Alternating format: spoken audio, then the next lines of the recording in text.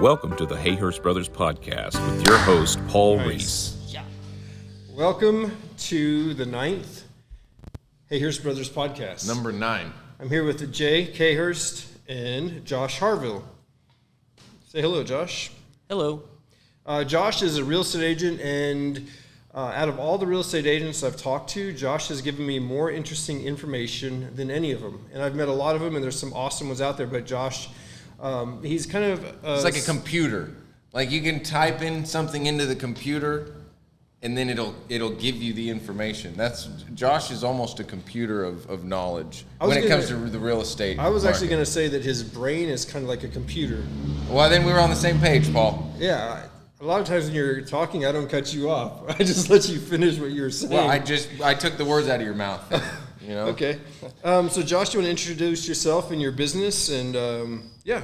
Yeah, I appreciate it. Thank you, gentlemen. The real secret is learning how to use the computer. No, I'm just kidding. No, my name's Josh Harville. I've been licensed and full-time in the industry since 2016.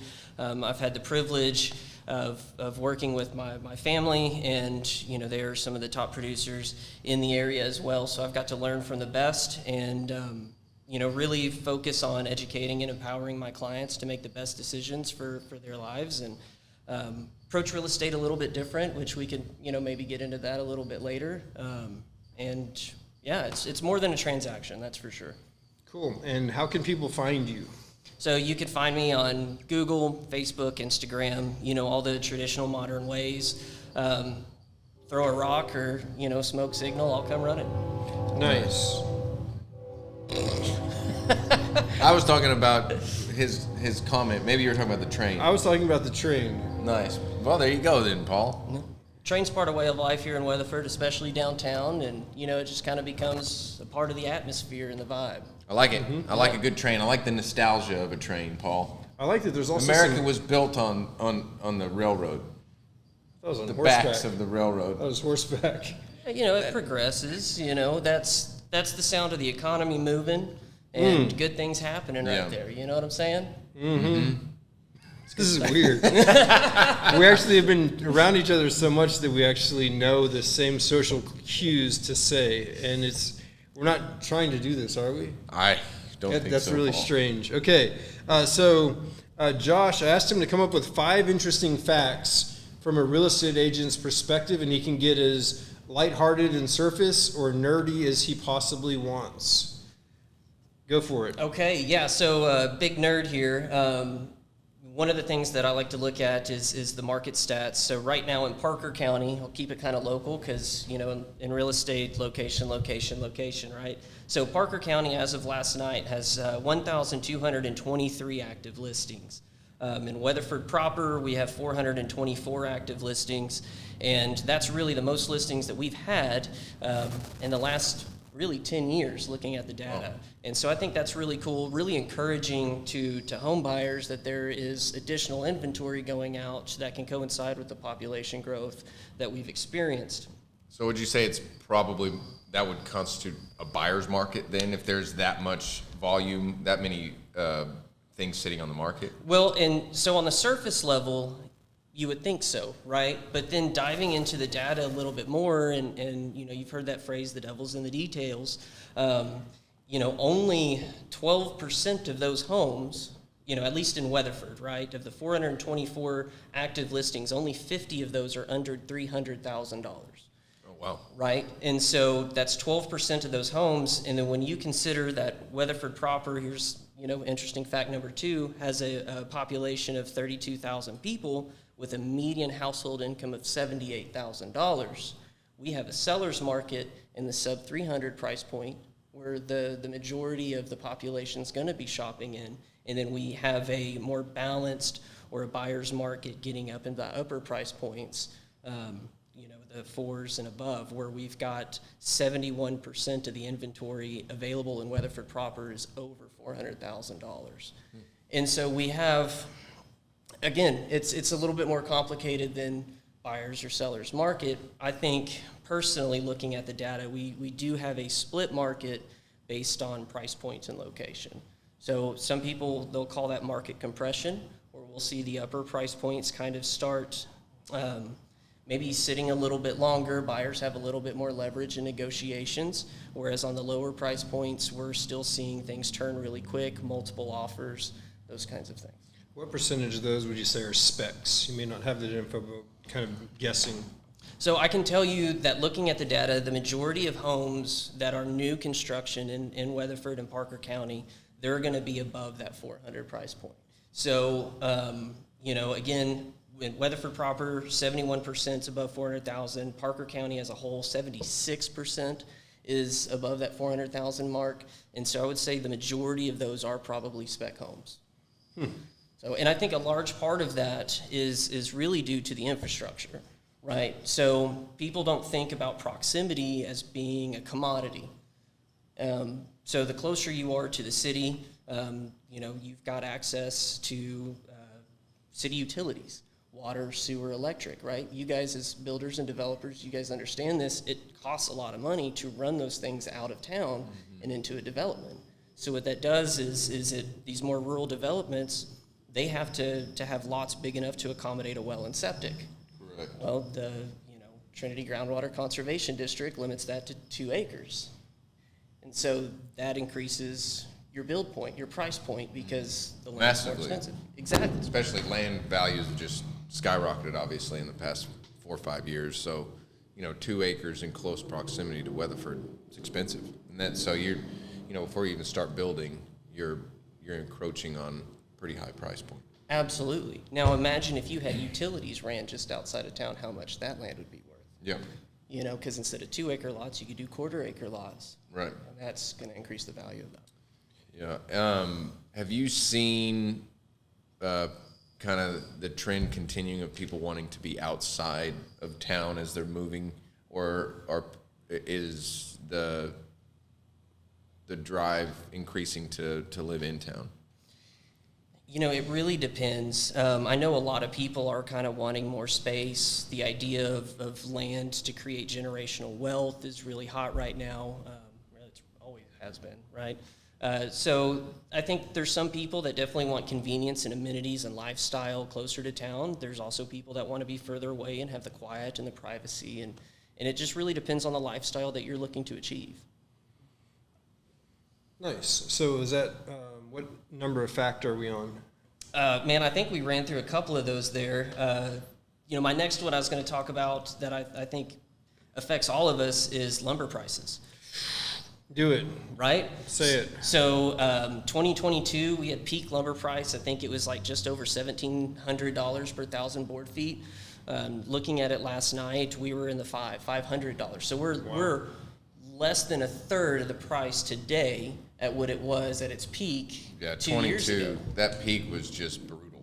I mean, it was $100,000 lumber packages for a house that really is not that large, right. On the grand scale of things. I mean, we had several $100,000 lumber packages, and you can't effectively, build a house that is cost effective. Right. Right. Yeah, that makes a big challenge for home builders, even if you're a cost plus kind of model, because that house still has to make appraisal if it's going to be financed. Yep. That's exactly right. And that's where it definitely starts to bite you is the appraisal. Right. Obviously. Right. Now, today, that's a little bit different of a story. Thank goodness, blessed, right? Mm-hmm. So looking forward to good things in the future. That's a great sign. And a good segue into the next fun fact is that we are anywhere from 3 to 7 million units, housing units, behind the population growth that we're experiencing. And so what does that mean, right? That's one of the reasons we get into a buyer's market or a seller's market, because there's more demand than supply. And so, I know in the past on the podcast, you guys talked about interest rates a little bit, and a lot of people are wanting to see those lower interest rates. Well, if we lower interest rate and we don't have the supply available for the demand, then the asset price is going to increase. Right. And so it's going to hit that affordability ceiling and stall, just like it's at now, right, until something else affects the market, right? Mm-hmm. And so, really the only thing that we could do to fix this market is to build more inventory, which guys like you guys are doing amazing jobs at that, and I love to see that. that's the only way we're really going to stabilize pricing for the long term, right? We can affect short-term gains. We can drop interest rates to 2%, homes start flying off the shelves again, everybody's gaining equity, but then in 2 years, we're going to have inflation and the asset prices again. And then we're right back to where we were. Right. So what does that look like? How do we navigate that? How can we position ourselves today to take advantage of that and leverage it tomorrow? And that's really kind of the approach that I take with my clients is, what's your 1, 5, and 10-year goals? What are the decisions that we're making today on your home purchase going to affect those down the road? Mm-hmm. That's good. Yeah. When my clients are successful, my business is successful. Mm-hmm. Yeah. Right? All right. Interesting. Was that number That was 4? 4 or 5. You know, we're getting around there. Yeah, I think we about nailed it. Okay. So that was 5 interesting facts. It could have sounded like 1 long fact or 5 interesting facts. I think he got 5 of them, Paul. I mean, you could pull 5 facts out of what he said. Easily. But Maybe, I bet you there was more like 10. If you were to break it down to a heading, like this is the title of each fact, it would be hard to do. Well, that's because we were asking questions. We were going back and forth. We're spitballing. You did a good job at giving a good amount of information that was very valuable. I'm just saying it would have been hard to make it 5. That's the art of the segue, right? Yeah. Yeah, there you go. I was about to name all 5 to you, Paul. I like segues. When you lean forward, you go.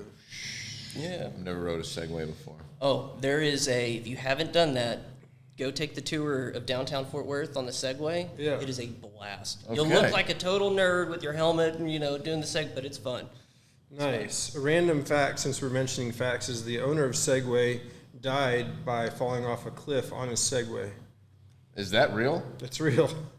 Wow. As long as we're doing facts, that just came up randomly, That's kind of sad, Paul. Moment of silence. Yeah, there was 4 interesting facts, so I was making it 5. All right, so Josh or Jake, who wants to do the temperature? Is this the weather report? Yeah. I'll do it. I'll do it. Go for it. All right. I was checking it against my computer on the wrist there. The temperature today in Parker County is 86 degrees Fahrenheit. Nice. What is it in Celsius, Paul? 42. Nope. What is it? I don't know. My reaction was to Google it real quick. All right. I know it's not 42 though, Paul. And so, also today we're doing an interesting Hayhurst Brothers fact, and I'm going to let Jay Hayhurst deliver it. So this is the fact? Yeah, you can just tell them about the fact. So this is, I guess, a new segment we're doing. An interesting fact about Hayhurst Brothers is that, as a company, we have read through the entire Bible cover to cover. How does that happen? So every morning, we meet as a company at 7 a.m. at our headquarters in Bridgeport, and we read a chapter of the Bible. And so we've done it, I guess, 5 or 6 years now, and through that, we've read through the entire Bible. Okay, so today we're going to do a Q&A. We got some Q&As for Josh, but then we also had one coming in for Hayhurst Brothers, and this one is from Travis Knows RV. So Travis Knows RV, either someone's name like Riviera Vivian, or it's like actually like an RV, like drive around kind of thing. RV. Recreational vehicle. Yes. Or Ruins Vacations. That's what we used to call them as kids, because my dad never, he didn't want to have to buy an RV. Yeah. We were tent campers, which I love. Yeah. I love tent camping, but my dad would say it meant Ruins Vacations. So, and growing up, I always had a bitter taste in my mouth about RVs, but I have had one now, and it's pretty nice. It's glamping. It is. You like it? It is. There's something about a bathroom. It is nice. Yeah. I mean, it doesn't bother me much, but my wife definitely likes having a bathroom. Yeah. But he says, can you build with a basement? Yes. That's a good answer, Jake. Yes, we can build with a basement. I Would don't you- recommend it in North Texas because of the humidity in the air and the moisture, and a lot of people, there's not a lot of basements built in North Texas, obviously. So, and you have to be very specific about how it is waterproofed, and there's so many things to take into account when you are building a basement, and it's not a normal thing here. So to find the trades to do it correctly, you're going to pay extra money to do it.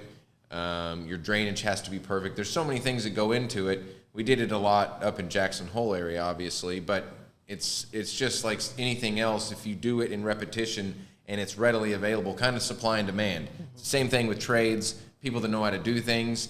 If there's a lot of demand for it, there's a lot of supply. Here, there's not a lot of demand, so there's not a lot of supply. And the trades that do know how to do it, they're going to charge a lot of money to do it correctly, to where you're not going to have moisture, mold, water intrusion. There's a lot of things that go into it. But so the answer is yes, we can. I just, it ends up costing a good bit of money. A basement, if I understand correctly, at least up north, serves a much different purpose than it does down here, down south. Because the basement up north is the foundation past the frost line, or to the frost line, correct? Yeah, I mean, it can be.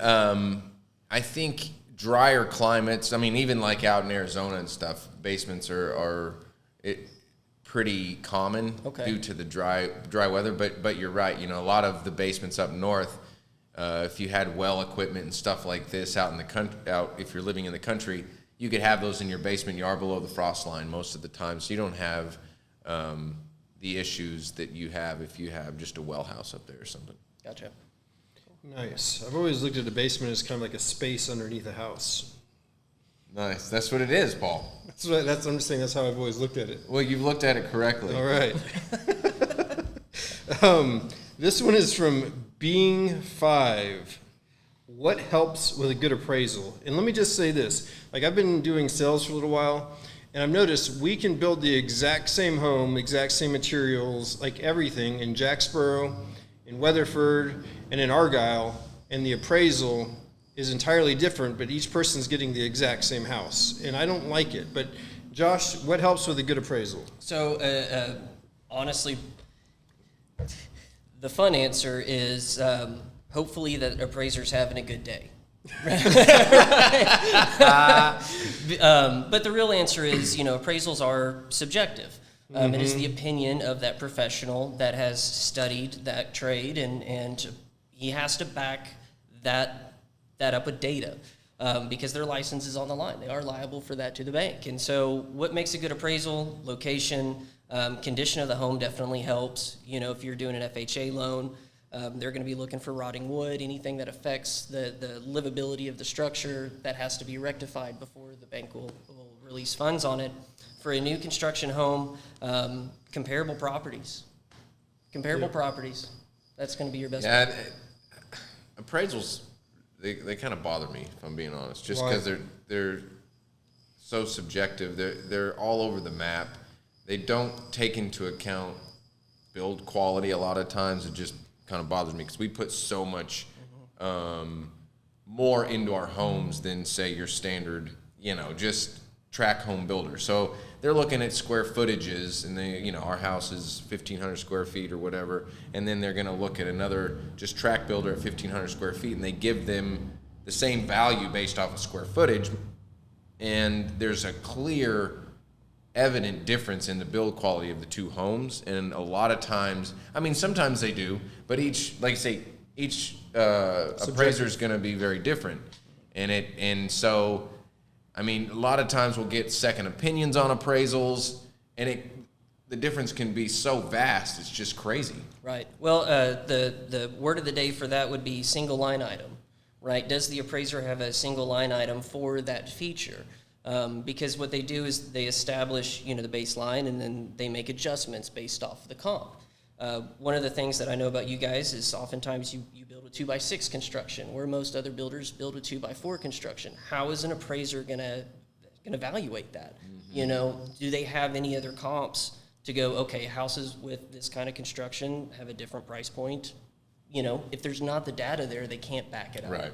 And that's what makes it a challenge. It does. You're exactly right. But I think it's hard when you want to build something long-lasting, build a house that's going to last generations, and you put so much into the home structurally, and then you it's next to impossible to meet appraisal because, across the road has a different development and people just kind of threw the homes up, but they're using square footage prices. But like you say, if there's not a line item for, encapsulated spray foam and the beefed up structural aspects, then I don't know. I mean, it's one of those deals.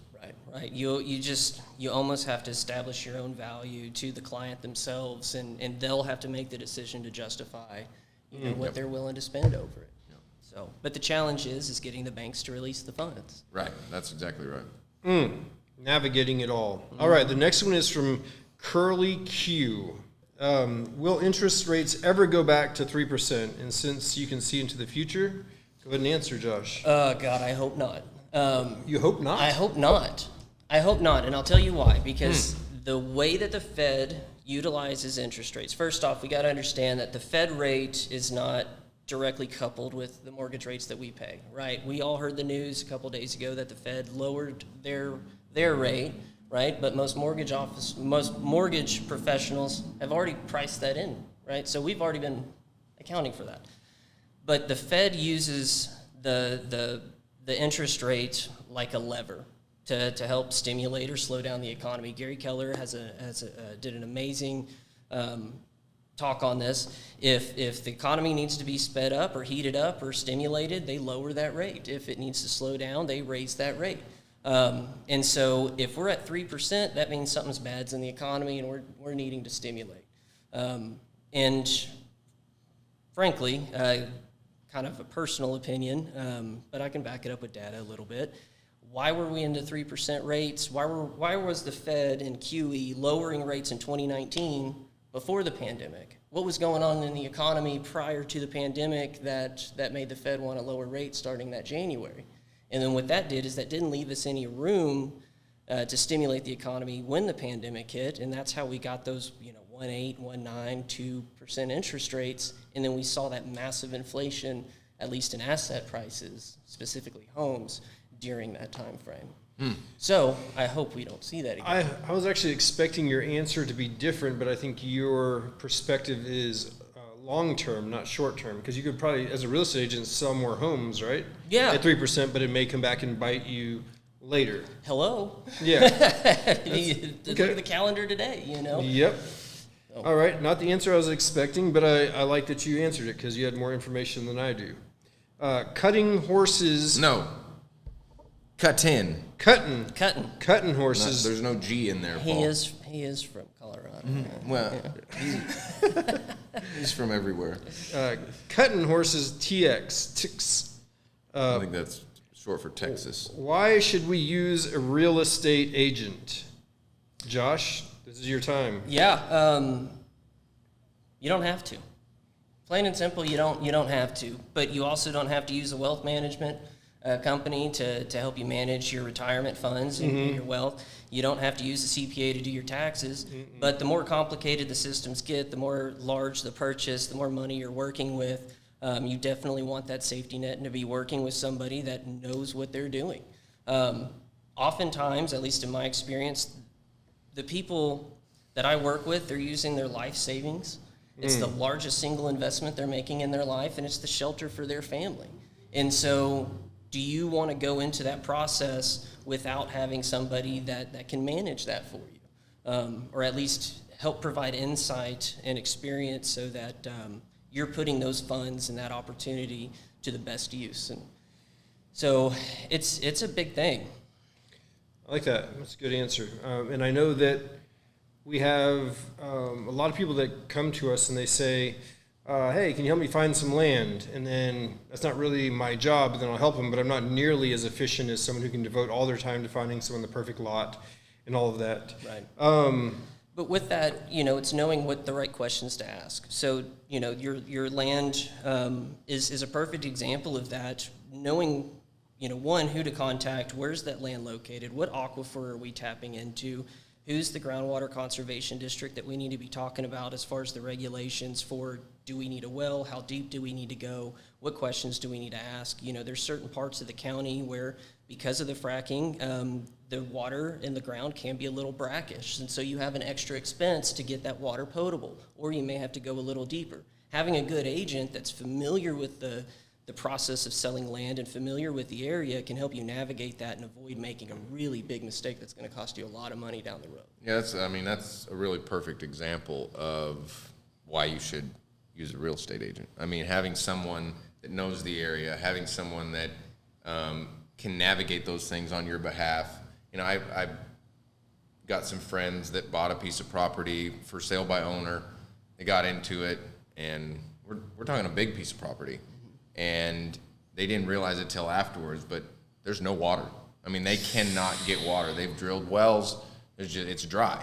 And so having a professional on your side to say, hey, you know, this area is known to not have groundwater. You may want to do a test before you go into this. And so, you know, you hear about stories like this. I mean, I've went and looked at a house in an area that was for sale for a friend of mine. We get out there, and there's these huge water tanks. It's like, oh, what are these water tanks for? And they're like, well, we built the house. We didn't try to drill the well until afterwards. They couldn't find water, and so now they're doing water collection. They have this beautiful, you know, probably $750,000 house, and they're having to collect rainwater just to be able to flush the toilet. So those types of things are exactly right. I mean, that's a huge benefit, and especially in rural areas, as to why you would definitely want to use someone that knows the area and someone that can just kind of work on your behalf and make sure that when you're getting the best price that you can get and working through all of the ins and outs of the property. Right. Nice. So I think we have about a minute and a half. So I'm going to change the entire structure of this podcast, and we're going to do speed answers because we have 3 left. You ready? Mm-hmm. Speed answers. Andrew M89, best area to build or buy for a family? Depends on what your needs and wants are. Just say the best area, though. I don't know if I could legally answer it like that. Weatherford. Yeah, All right. there you go. Bridgeport. More tacos for me. Are we in a buyer or seller's market? With bifurcated market, depends on price point, location. He said buy. Hutton WM, advice for a first-time home builder. Buyer, Paul. Buyer, sorry. Call me. Colin, my advice is to get a pre-approved for a number and dream based off that number and get all the site-specific numbers and the lot number and then determine what your house is going to be. Don't determine what your house is going to be based off of your budget. On October the 18th, we're hosting a Back to the Future tour of homes. It's going to be 5 to 6 homes, and there's going to be 5 or 6, Paul. It's going to be 5 or 6. It's going to depend on several factors and several families that have yet to confirm whether they can have their house. We're going to be. Is your house one of them, Paul? One of the 5 or 6? The upstairs and the rooftop deck will be. The lower part will not. So we don't get to see your bedroom. We did a video together where it showed our bedroom, so you can check that out on YouTube right here. Bing! But yeah, it's going to have some really, really neat and fun events and displays and food and beverages. So if you want to come, 940-577-9002. That's my phone number, Paul Risse. Shoot me a text, give me a call, or SVP. It's going to be fun. Yeah. It's going to be a really fun day. I think Josh is going to be there, right? I hope so. If I can bring my baby or I can get a sitter, absolutely. Bring her. Yeah? Yeah. Bring little Amelia out? Yeah. All right. Yeah, absolutely. why not? Cool. It's a family event. You're not allowed to say that, Jake. Oh, yes, I am. Why? He said, "Oh, you're not a real estate agent." You Yeah. can say Yeah, I it. can say family. Okay.